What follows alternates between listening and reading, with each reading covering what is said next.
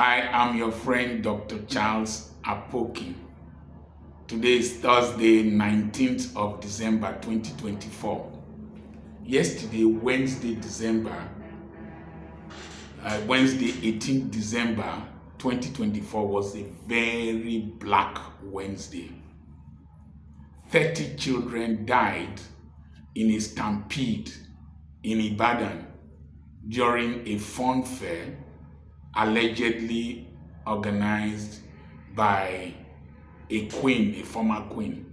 We are using the word allegedly nowadays so that we don't get arrested and carried to Ibadan or to anywhere. So allegedly. Now, that same yesterday, I took my granddaughter out. I gave her money. She said, no, I must take her out.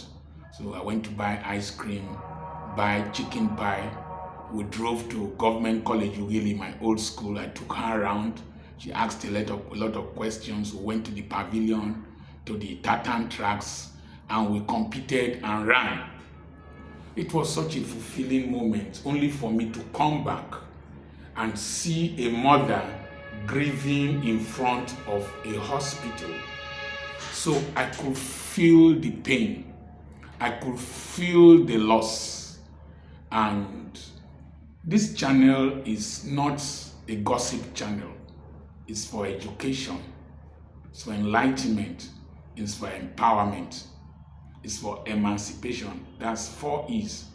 And another E, it is to evangelize, to teach about the principles of Christ. Now, if you don't have data for a long video, please go away. Now, good intentions are not enough. Good intentions. That you have a good intention is not enough. Many years back, Reinhard Bonnke wanted to do an evangelical outreach in Kano. The big banners read, Kano for Christ Crusade. That statement is a statement that will anger Muslims. Kano is the seat of radical Islam. Then the word crusade reminds a Muslim of the battles that Christians fought with them over Turkey, Constantinople, and all those places. Reminds them of war, violence. Number 2, Kano for Christ. It means a takeover. The interpretation by the clerics to the talakawas who do not understand much is that Christians are coming to take over Kano. And there was a riot. So many people died. The intention of Reinhard Bonnke was right. He loved the souls in Kano, Muslims and Christians and unbelievers. But the language, the implementation was wrong. In Benin, he came for a crusade in quotes, and there was a stampede, and 14 people died. After those incidences, a review of the strategies of Reinhard Bonnke crusades was done. I was in a Reinhard Bonnke crusade in Aba at Ungwa High School. The people just crowded there, and they were saying that whether 250,000 or 500,000 people were present during the Harmattan season. And somebody said, snake. And there was a stampede. No, not a stampede. People started raising their feet and dust was raised up. A woman who was asthmatic died. It is not the devil. Number 1, the lessons we learn from a tragedy should give us strategies to prevent another tragedy. If we don't learn those lessons, history is bound to repeat itself. So, after that, the Reinhard Bonnke crusade team evolved some strategies that many people have used when you are having a large crowd. if you are having a large crowd, you use the Jesus principle that fed 5,000 people. Number one, tell the people to sit down. When they sat down, the people were now shorter than the disciples, because 13 people, including Jesus, feeding 5,000 men minus women and children, will have caused a disaster. He said, let them sit down in groups of 50s and 100s. So when you want to do a program that involves a large crowd, compartmentalize them, segment them, fragment them. You have two options or several options. In the big field, let there be pathways in between that ushers will stand, hold their hands to prevent people from crossing into another segment. And so there is free ventilation of air in between these units. So you have this segment, that segment, but there's a pathway for easy evacuation. Number two, what people do is that they crack the walls of such schools open. They create pathways for the schools to open so that there's easy entrance, easy evacuation. The next thing is that you can segment the timing. One group at so time, another group at so time. When you do that, you avoid the whole crowd at once. The next thing is that when you want to distribute relief materials, don't call the whole city. Ibadan is a large city. They shouldn't have gone to radio to announce it, knowing the level of poverty that we are in and the desperation of several people. We saw where food, rice was given to adults, I think by customs. There was a stampede. Even in America, when Hurricane Katrina took place, Americans started behaving as if they are not in a Western nation. Desperation, poverty, hunger, lack, starvation can make people behave like animals. And so there shouldn't have been an announcement, publicity. What do you want to gain? So the good intention was not enough. I sympathize with the organizers. I know how she or they must be feeling, but they should have taken precautions. Instead of 5,000 people in one place, they could have done 10 places with 500 people. They could have gone to schools where the same children are in a period of 5 days, gone to the schools, taking the things to the people where there is a little bit of order already. The children could stay in their classrooms. You go there, distribute to them. You could do the same video recording and post to your donors. People are saying that she wanted to do it for publicity. Not necessarily.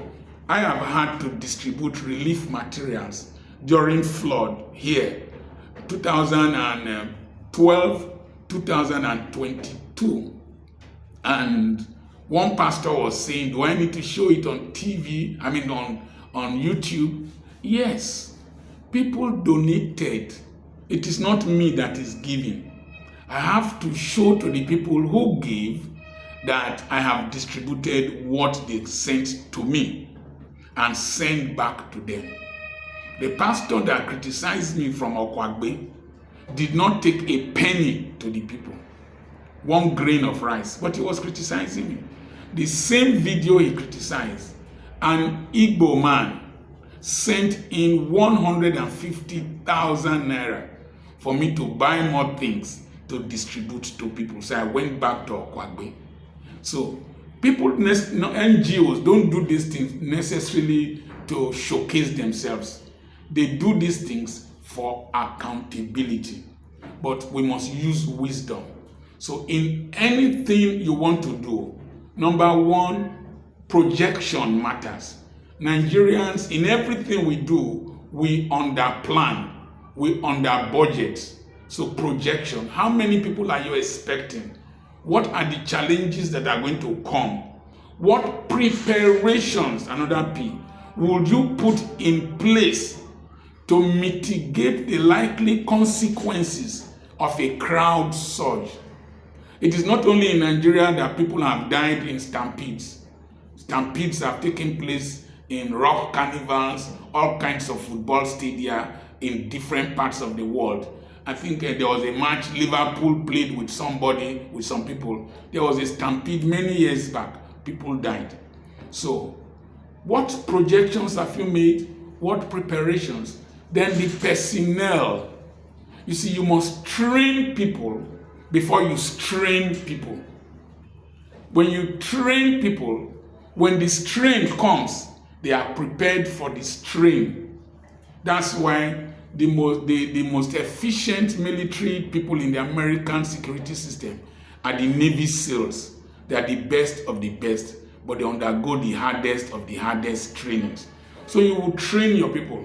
Then you will go to the site and do demonstrations. You put people, you teach them.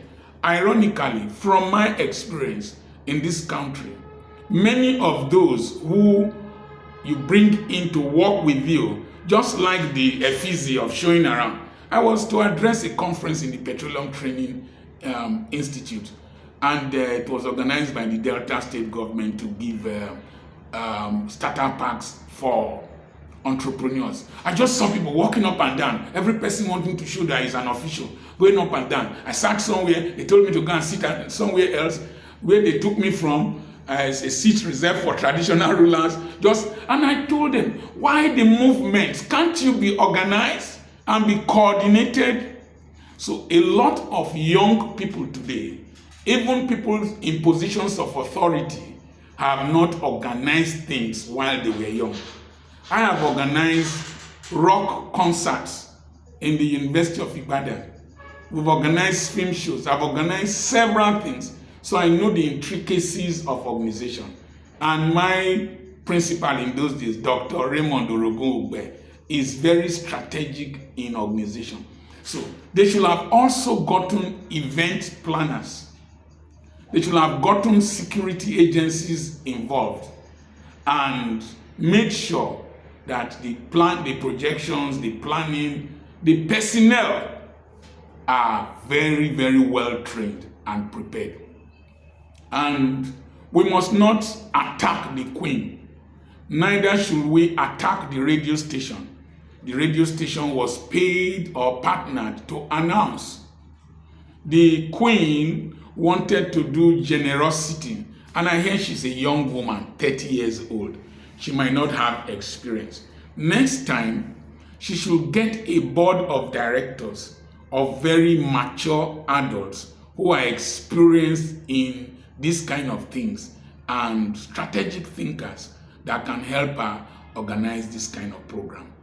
History has a way of repeating itself where people don't have a sense of learning from these tragedies that they have gone through.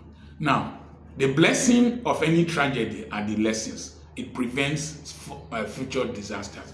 But that brings me to a point. We are in a very desperate situation. 5,000 naira is about $3.21. What will $3.21 buy? Remember, I told you about the value of the Nigerian life. That the average British cow, average European cow, gets a subsidy of 2.5 euros a day, a cow, 2.5 euros a day. In 4 days, the European cow gets 10 euros, while the budget for a Nigerian life on health for 1 year is $8. That means the European cow is more valuable in the sight of their government than the Nigerian soul. The problems we saw in Ibadan are the outcome of not having value for the Nigerian soul. If there was enough food, if there was enough for these children to eat, and their parents are gainfully employed, and there are facilities, they won't come there. And then if we have functional agencies, donations like this go to agencies that are used to giving out these materials and meeting the needs of the people where they are. We also need social security in this country. The poverty in this country cannot be denied. It is obvious. And what happened in Ibadan is a symptom of the underground disease of lack and poverty. I give you an example. You will see an American or a European go for fishing. He will catch a fish out of the water, remove the hook, take the video, and throw it back. He is not hungry. He is not hungry. You will see Western people in the developed world. They will see a deer trapped in the mud. They will rescue the deer, use water to wash the deer, and send the deer free. They are not hungry.